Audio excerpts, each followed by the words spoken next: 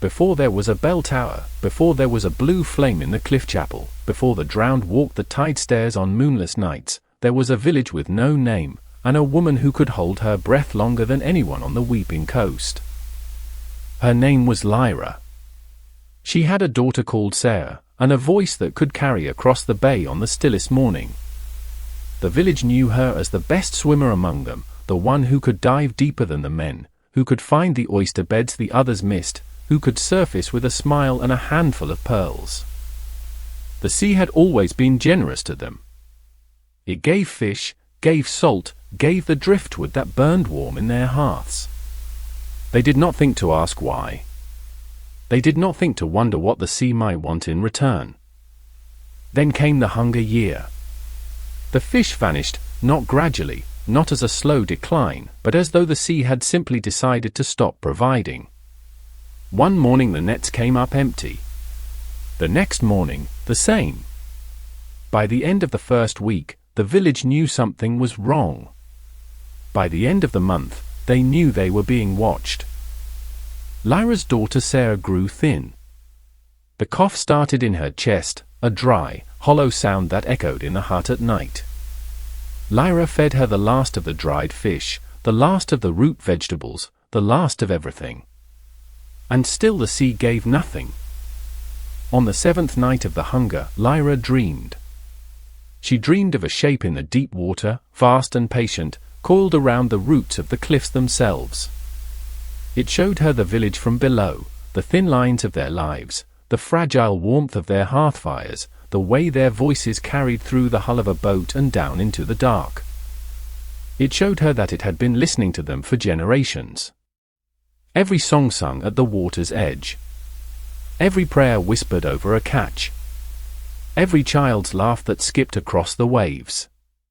The deep had been collecting them, storing them, hoarding the sound of human life like a miser hoards gold. And it was hungry for more. Lyra walked into the sea on the night of the new moon, when the tide was at its lowest and the water was black as oil.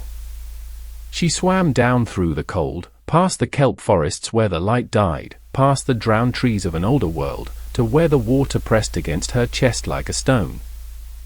The deep one met her there. It did not speak in words, it spoke in pressure, in cold, in the slow pull of tide against bone. It did not ask for her life. It asked for her voice. Not her ability to speak, but the sound of her. The particular frequency of her existence. It wanted to keep that sound, to hold it in the deep, to ring it like a bell whenever it grew lonely. In return, the fish would return. The village would survive. And Lyra would become the first bell, her voice preserved in the deep, ringing forever. She agreed. Lyra returned to the surface. She could not speak. She could not sing. She could not call her daughter's name. But the fish returned that very morning, silver shoals so thick the boats could barely move through them. The village feasted. They did not understand what she had given. They thought she had been struck mute by the cold. Only Lyra knew the truth. Every night, when the tide pulled back and the sea grew still, she could hear herself ringing in the deep, a single clear note, sustained forever, calling nothing and no one. Lyra lived another 40 years. She never spoke again. But on the night she died, the sea rose higher than it had ever risen, and the villagers heard a bell toll from beneath the waves, a single, mournful note that carried through the stone of the cliffs. They built the bell tower the next spring, sinking its foundation into the tide line. They appointed the first bell ringer to answer the deep's call. They called the village Salt-Howl, for the sound the sea made when it pulled back from the rocks. The pact has been kept ever since. The bell rings at dawn. The bell rings at dusk. And somewhere in the deep, Lyra's voice still carries, a single clear note, sustained forever, the first drowning that saved everyone who came after. The sea remembers every name it has taken. But it remembers Lyra's best of all.